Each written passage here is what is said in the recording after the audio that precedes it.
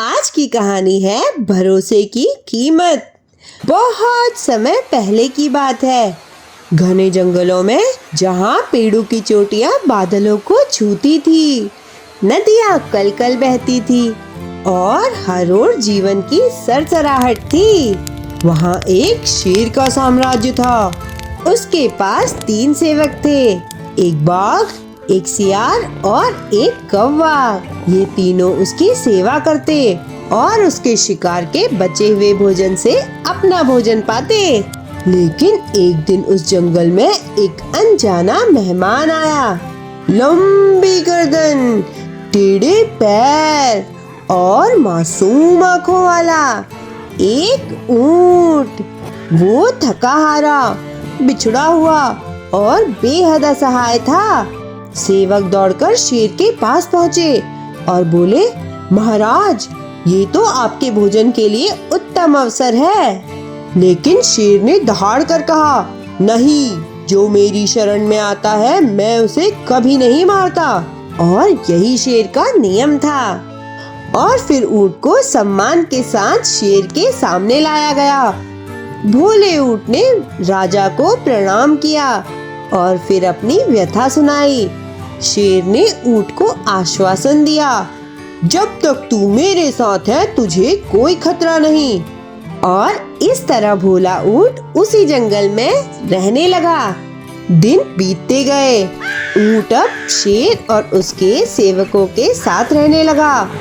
कभी नदी किनारे बैठकर हरी घास खाता, तो कभी पक्षियों को देखकर खुश होता और कभी सेवकों की शरारतों का हिस्सा बन जाता। कौवा उसकी लंबी गर्दन की मजाक उड़ाता, सियार उसकी चाल की नकल करता और बाघ बस मुस्कुरा देता।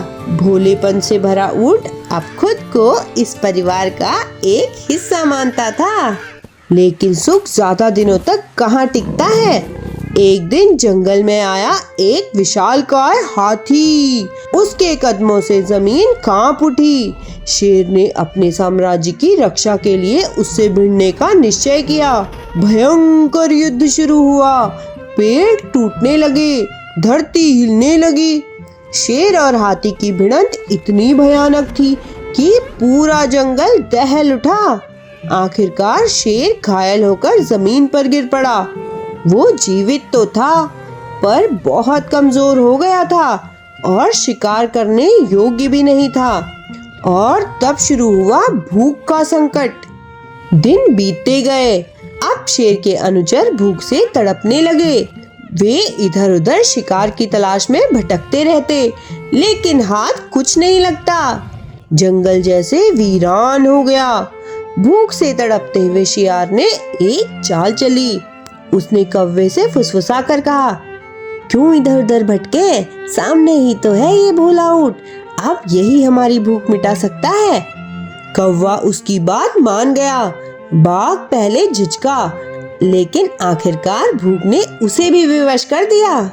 सियार धीरे धीरे शेर के पास पहुंचा और बोला, महाराज, हम सब भूख से मर रहे हैं, कोई शिकार नहीं मिल रहा। आपने हमें हमेशा बचाया है। अब आपका ही एक आदेश हमारी भूख मिटा सकता है। अनुमति दीजिए कि हम उस ऊंट को अपना भोजन बना सकें। शेर ने गुस्से में दहाड़ कर कहा, नहीं, मैंने उसे वचन दिया है कि मैं उसकी रक्षा करूंगा। लेकिन भूख बहुत ताकतवर होती है और सियार की मीठी मीठी बातों ने शेर का मन डगमगा दिया। आखिरकार विवेकहीन राजा ने हामी भर दी। अगले दिन सभी सेवक शेर के सामने इकट्ठे हुए। सबसे पहले कौवा आगे आया और बोला, महाराज, मुझे खा लीजिए। लेकिन सियार तुरंत बोला, तुझ में मांस ही कितना है। और फिर सियार खुद आगे आया और बोला, आप चाहें तो मुझे खा लीजिए। लेकिन फिर उसी पल बोल पड़ा, लेकिन मैं तो आपका सबसे काम का सेवक हूँ। बाघ भी आगे आया और कहने लगा, महाराज, मुझे खाइए। लेकिन सियार ने हंसकर कहा, बाघ का मांस तो कठोर होता है, राजा जी के लिए ठीक नहीं है। आखिरकार बारी आई भोले ऊंट की। वो मासूमियत से बोला, महाराज, यदि मेरा जीवन आपके काम आ सके तो यही मेरा सौभाग्य होगा। आप मुझे खाकर अपनी भूख मिटाइए। बस इतना कहना था कि भूखे सेवक उस पर टूट पड़े और अगले ही पल उसके शरीर के टुकड़े टुकड़े हो गए।